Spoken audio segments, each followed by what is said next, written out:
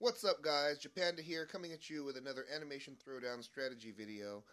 Looks like we're going to be facing off against Face the Fuzzy Ass.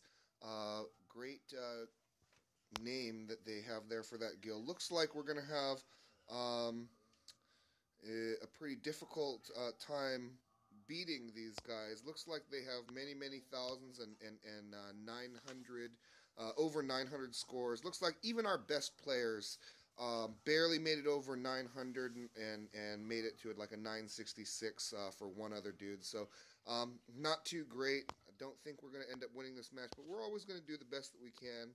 We're always going to try our hardest because that is what we do in order to maximize the effectiveness of our plays and see if we can make sure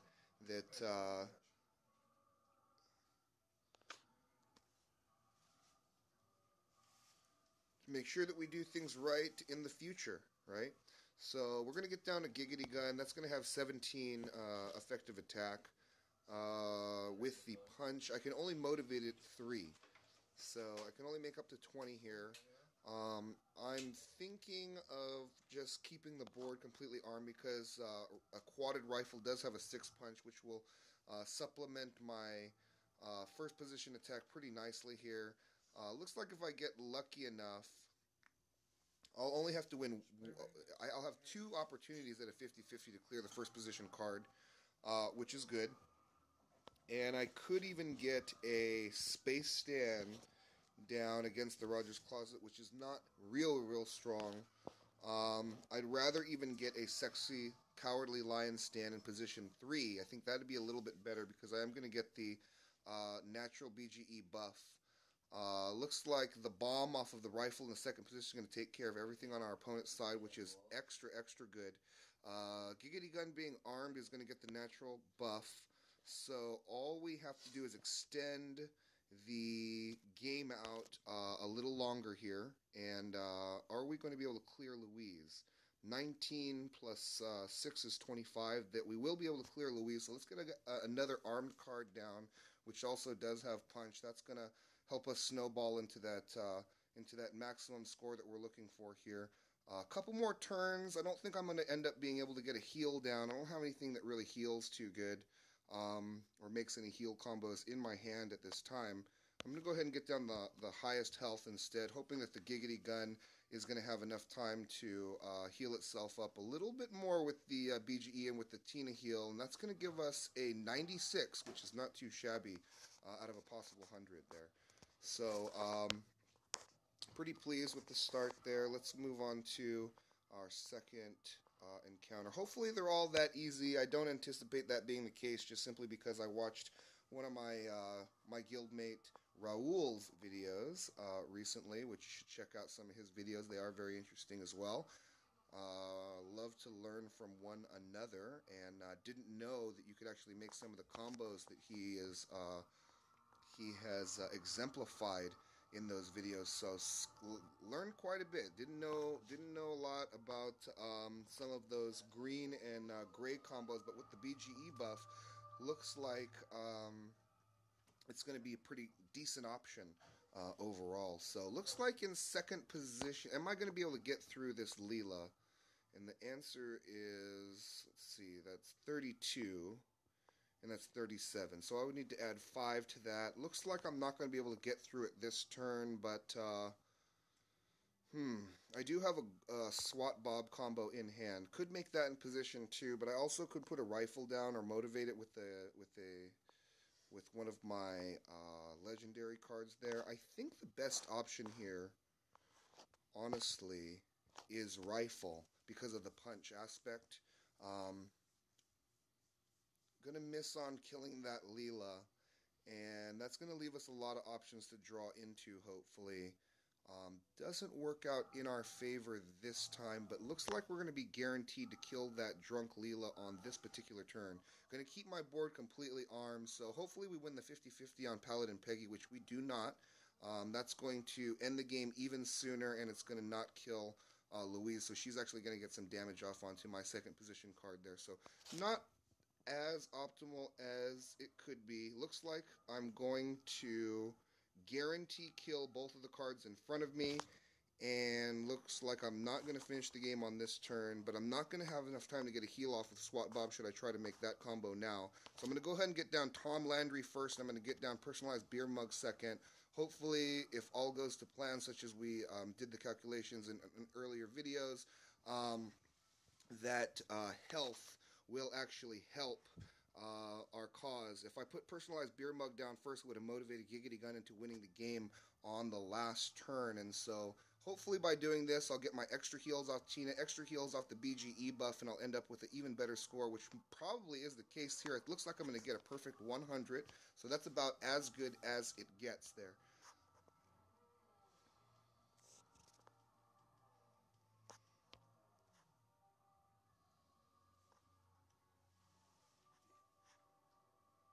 Off to a pretty good start against a really strong guild here, so very pleased with how things are going so far. He's going to drop a quadded Boomhauer in my face, and Safety Gun Peter's going to be more than enough to clear that first position. If I'm lucky enough, I'll be able to have enough time to get a second punch combo down in second position, which should ensure me another 100 or 99, given that I'm facing a Fry hero. Can I finish the game on this turn? The answer is no, but if I clear this card, then I think that's guaranteeing me 100 on the next turn, because even if I get a payback from the Fry, I think that I will finish the game within these two swings, and after the buffs, after the heals, that should leave me with a 100. So perfect once again, another perfect 100. That's the way to optimize, guys.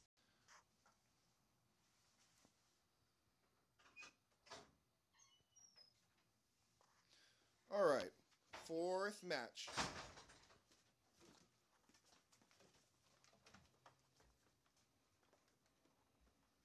Looks like we're facing off against a 68 health Stan hero. Stan has a punch, so pretty scary. Looks like that's a pretty high leveled Stan. I don't have a good golden turd combo to put in first position other than Swat Bob, which could work out for us, but I feel like I don't have to combo Giggity Gun to get that punch going. I can put Swat Bob in the second position, and hopefully it's going to give me enough survivability on this Giggity Gun to maybe take out in 2 turns this Cat Stan. And it looks like we're going to get lucky here. I didn't do the calculation on the disguised buff there. But, oh, goodness gracious, looks like we are going to miss. But if everything goes the same as last turn, oh no, we do take the punch from Stan in the first position, so that does actually end up costing us, unfortunately. I can ensure that when he strikes the Leela that the Cat Stanton will die. I think that's the way to go in this case, because Swat Bob is going to kill the Brian in second position. And as we learned in an earlier video, damage to our hero is not that bad. What really matters is the effective health on our board. That's the main kind of factor in these matches. So let's go ahead and get down a Peter with the most health and the most wall against this Boomhauer, since I am going to be unprotected for 1 turn against that third position swing for my opponent here. And looks like Swat Bob's just barely going to survive. Safety Gun Peter, what would happen? So Swat Bomb's going to take that out. Safety Gun Peter would just need to hit the 50-50 on Boomhauer in order to clear both positions here. I think that's the way to go. I'm going to try and get another Swat Bob down in 4th position. If I don't end up getting punched by this Boomhauer, if the Boomhauer ends up surviving and I miss the 50-50, we end up killing the Boomhauer, which is absolutely impeccable, because it looks like our Swat Bob will end up surviving another turn here. Let's go ahead and get down this... Maybe I could get down the golden turd with the 3 wall into the Swat Bob, because that'll give me a big wall against the football Stewie, and then maybe the Swat Bobs will start healing one another if I get lucky enough to prolong this game a little further. So let's go for that. Let's see if that works for us, and hopefully it does. like I said, we're trying to maximize the effective health on our boards, so I think this is the way to go ahead and do that. 430 appointment. It is a quadded 430 appointment, but that does not mean that we should be really, really, really scared of it. I think that the pre-combo cards are a lot weaker than the actual combos that you can make by comboing cards. So looks like the effective health on our board here is going to be pretty decent. I'm going to get down another safety gun Peter, which should end the game on this turn. I think I want to do that.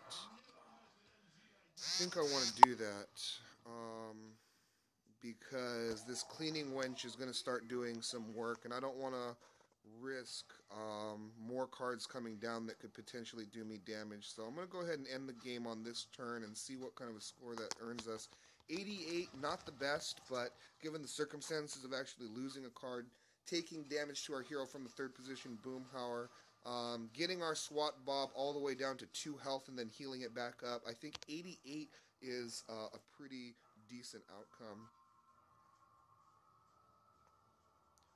Facing off against a 48 health Tina, we have a pretty good hand in the Paddle and Peggy in first position.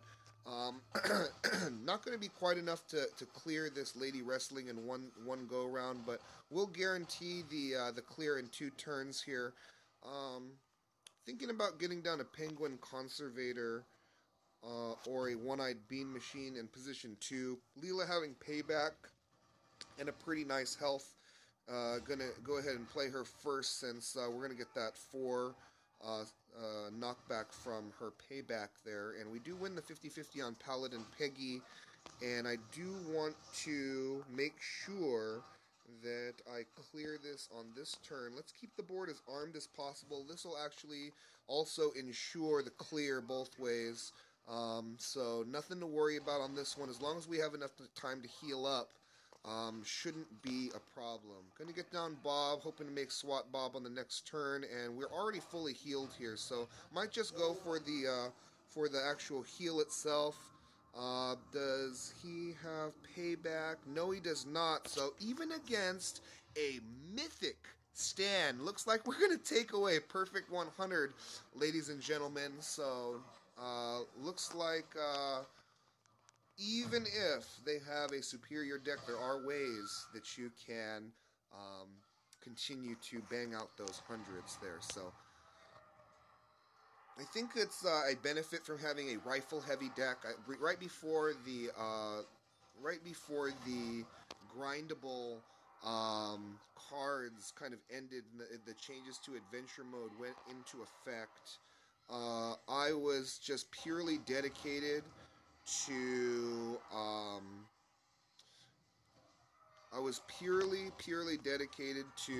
farming Giggity Guns. Giggity Guns and only Giggity Guns. Pardon me, Rifles and Peggies, and only Rifles and Peggies, because I thought that I knew that I only had a limited amount of time left in order to get that done, and I just knew that if I didn't stock up on those cards, it might be hard for me to make that OP Paladin Peggy combo that everyone's looking for to make. And it looks like this SWAT Bob's going to be an all-star for us this game. He's keeping our Giggity Gun alive every single turn by making sure that heal goes off onto the first position every single time, which is pretty great. Looks like slowly we're working on this Blueberry Delivery Girl. I still don't think we have a really good chance to actually win this particular match, but we're going to still march forth and continue to do the best that we can. Drunk Fry is going to be out of control now at this point. One-Eyed Bean Machine is going to need to hit a 25% shot in order to make it so that this game even continues further beyond this turn, because Drunk Fry is absolutely out of control now. And she does hit the correct target That does not mean that I'm going to end up winning this game, because the chances of me doing so, in my opinion, are close to zero, given his board having two big cripples and two open spaces to swing past. So, looks like we're pretty much done on this one. Wondering if how I can get the most points in a loss. Let me know, guys, if you have an idea of what that is, of getting the most points in a loss. I don't know if you can optimize in any way, but if there is, love to learn what that is. Um, I'm feeling like just leaving cards on the board with health as I'm losing here is something. So I did earn 7 in that loss. So not sure what that means. Does that mean that he gets a 93? Not sure. I wish I could find that out. So something to discuss. Maybe if you guys know, you can let us know in the comments, and we can all kind of learn something together. Took our first loss of the Rumble, so not too good, and also not too good is this starting hand. Looks like I'm going to be comboing Burger Suit no matter what. So I have to play Burger Suit in this position. Easter Bunny Peter is going to be just enough to swing past this ray gun, and Blurns Ball is going to be able to motivate Easter Bunny Peter a little bit more to give me a little bit more of a swing in that first position. And if I can get a punch card down with Blurns Ball in the second position, that'll help the first position swing by quite a bit, and it looks like that is going to be the case. And let's get down the highest health once again. Bobby actually does have a punch, so let's get him down first. And if we can end the game on the first or the second swing, then we will end up with another 100, even against a really, really strong opponent once again. So pretty fortunate. Oh, looks like we ended up with 1 damage, but we still are able to earn the coveted 100 score there. So not too bad. So far, only 1 loss on our matches, but doesn't look like it's going to be enough to overtake those guys in the end, even if all of our guys get on and battle and stuff. So let's get into the final 3 matches and see if we can help try to catch up a little bit more. Facing off against a 77 health Tina, so probably 2 to 3 levels above my Tina hero.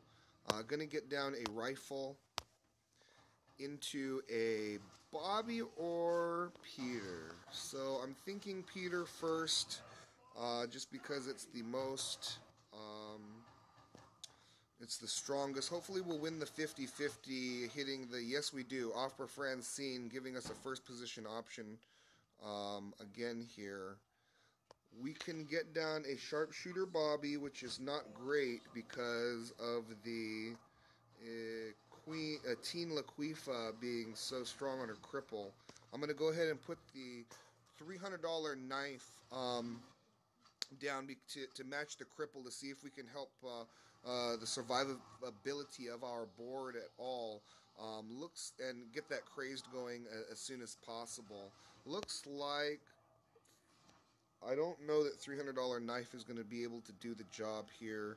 Looks like Stewie Longlegs in first position, and all of his really, really strong cards here are going to be too much for me to handle, unfortunately. But let's get down the Golden Turd, thinking about the Blueberry Delivery Girl for some heal on the $300 knife should we get fortunate with the punch. And that is not the case, unfortunately. And looks like the Teen Laquifa is gonna to bash our final hopes at maybe stabilizing this game. So that's too bad. Judging by the strength of his, the overall strength of his cards, it doesn't look like I had any type of chance whatsoever, no matter what it is that I did. So, oh well, we did what we could. I'm gonna go ahead and get down the highest health card, and hopefully that'll give it some survivability on the board before we end up dying, and we do. end up leaving it on the board with 1 health. And so, not sure if that helps or not, but we're going to just do it anyway. That was demoralizing when that happens, but many of my guildmates are free to play, such as just like myself, so we do know the struggle of encountering these big whales, because our guild does do fairly well in the rumble, so we do end up matching up against some of these really, really strong guilds, um, along the way in a lot of cases. So, not too surprised about that. Pretty much eventually going to happen no matter what. I motivated Bad Tina. Looks like on the back of Bad Tina, even though this guy is probably just as strong as the last dude. We might even end up with the coveted 100 just because we had such a good draw and was able to get down Bad Tina in first position. Tom Landry might be the worst card in my entire deck, because it makes the fewest good combos with the fewest characters in my deck.